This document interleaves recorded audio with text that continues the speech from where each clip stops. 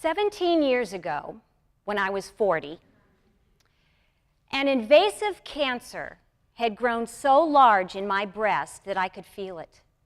Only I didn't know it was cancer. So I went to my gynecologist, and he examined me, and he said, "Oh, no, that's not breast cancer, that's just a benign cyst." Okay. Well, I get to June, and something just didn't seem right. Something kept pushing me to get a second opinion, so I did. And this next gynecologist said, "Okay, you know what, I do feel something, but I'm going to have you do another mammogram." Well, about 6 weeks later, I get this happy-gram report saying results are negative and come back next year. Okay. Well, now I'm in September. And I don't know, that cyst thing, it seems a little bit bigger.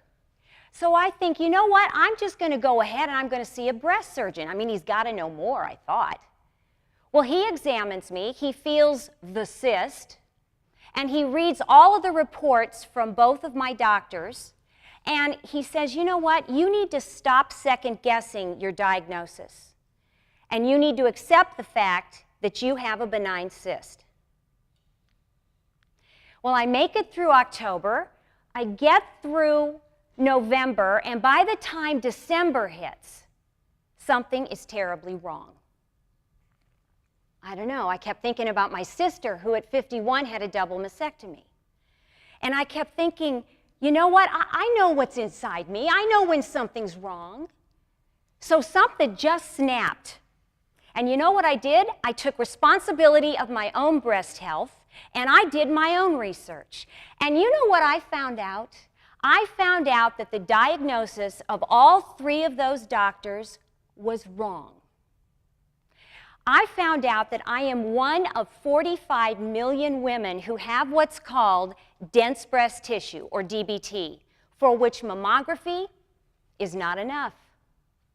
And my research led me to an amazing breast imaging radiologist, Dr. Kevin Kelly from Pasadena, California, who today is internationally known for using ultrasound to find those small invasive breast cancers that mammography just misses in women with dense breast tissue and in women with implants. Now, for those of you who don't know, having a mammogram is a yearly breast exam for women generally beginning at the age of 40, where her breast is compressed as flat as possible, and radiation passes through the tissue, and images come up or filmed for the doctor to review. Man invented that technology, I'll tell you. In any case, what you're looking at right here is my third negative mammogram, 3. And you're looking at my breast tissue in both breasts from a side view. Now, these are also dense and dangerous boobs. Not as in dumb dense, but as in dense as in tightly packed. And dangerous because, girls, if you've got a set of these, if you don't know how to take care of them, they can kill you. First things first. What we're going to do is talk about where breast tissue is located, because girls, it's not just what's sitting in your bra.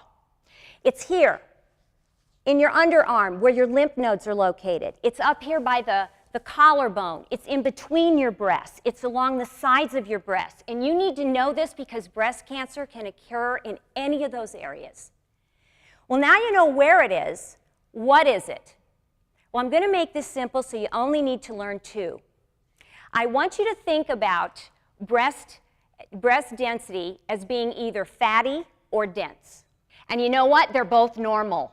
It's okay. You just need to know how to take care of them. How do you know what you've got in the girls? You can't tell by looking. You can't tell by size or by touch. It's mammography that tells you what is in your breast tissue. In this next part, please, if you take nothing from my talk, please take this, because this information can save a life if you just pass it on. I want you to think about Jell-O. I'm from the Midwest. Get over it. We eat Jell-O. That you can see through, right? Well, that is what fatty tissue looks like on a mammogram. Okay, you can see through it. Radiation passes very well through fatty tissue. Oatmeal, can you see through that? That is what dense tissue looks like on a mammogram. Let's talk about cancer and what it looks like on a mammogram. Cancer is white like a pearl. Okay, you'll never think your pearl's in the same way. If you were to drop a pearl in Jell-O, you're going to see it, right? If you're looking for a white cancer in fatty tissue, you're going to see it. That's good. That means radiation, or rather mammography, is a good enough examination for your tissue if you have fatty tissue. That's great. However, if you have dense tissue and you're dropping a pearl in oatmeal, are you going to see it? No. And what about if you're looking for a white cancer in white dense tissue? That's a problem. And what that means is that mammography is not enough of an examination for women who have dense tissue. Do you know the average size cancer found by mammography in a woman with dense breast tissue is the size of a grape? But the average size cancer found by doctors who are skilled at using ultrasound is the size of a pea. Size matters because there was over a 30-year study of mammography done by Dr. Laszlo Tabar, breast imaging radiologist. He discovered there's a direct correlation between the size of a cancer at the time it's discovered and how long a woman will live. The bigger the cancer, the less her life. Not good. So, according to Dr. Kevin Kelly, who coined the phrase 5 to 10 rule, if you find a cancer that is at least the size of a lentil, about 5 millimeters, but no bigger than a pea, what most doctors agree is that you won't have to have radical surgery. You won't have to have radiation. And that's great. And the goal is to find cancer when it's small and it's easy to treat. But what's the safest, most non-invasive way to do that? Well, if you haven't guessed, it's ultrasound. There's no compression, there's no radiation, there's no injection of any contrast agent. It's just sound waves.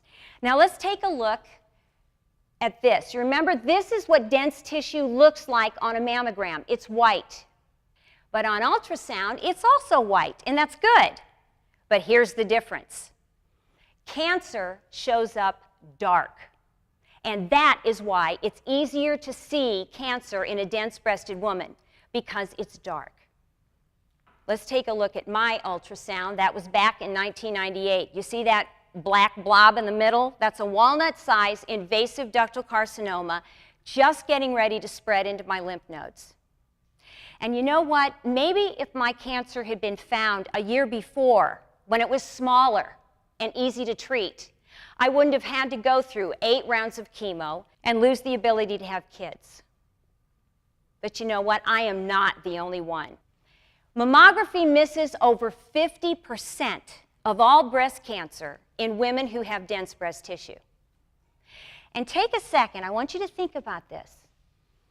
Of all cancer out there, what percentage do you think actually occurs in women with dense breast tissue? 30%? 50%? 70%. 70% of all breast cancer occurs in women who have DBT. Why? We don't know. But here's the real crime. Over 75% of all women in this country have no earthly idea what their breast density is. And that's because our doctors are not having a meaningful conversation about their breast density when they go in to meet the doctor. Now, why should you care? According to Jerry Kolb, who is one of this country's leading dense breast experts, approximately 47% of all women in this country have dense breast tissue.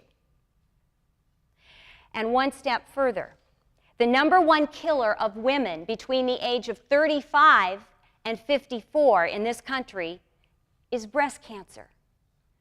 But you know what? It doesn't have to be that way.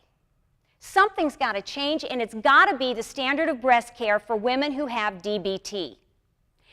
Do you know that mammography has been the standard in this country as the breast exam for all women, regardless of their breast density, for 50 years? Even though we have known for over 20 years that mammography is just not enough, starting with Dr. Paula Gordon's study. Now, why is this happening? It's happening because medicine is so slow and resistant to change.